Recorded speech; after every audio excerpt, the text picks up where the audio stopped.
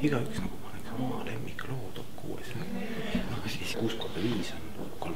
Tegelikult on 3-4. Ja mingil hetkel saab võib-olla lõpped on ja pausid. Lugu lõppeb, järsku on vaikus. Võtame proosid terviseks, kus sa ütled, pani sinna juurde. Nii.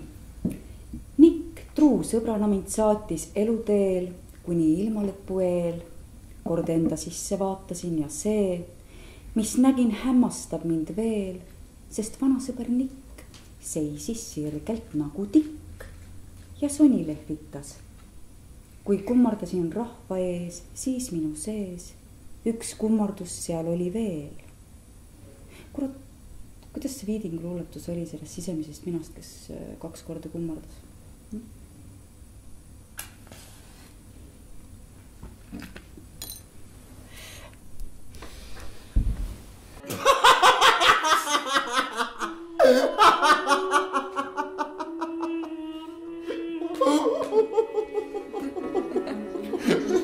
Mingi perus.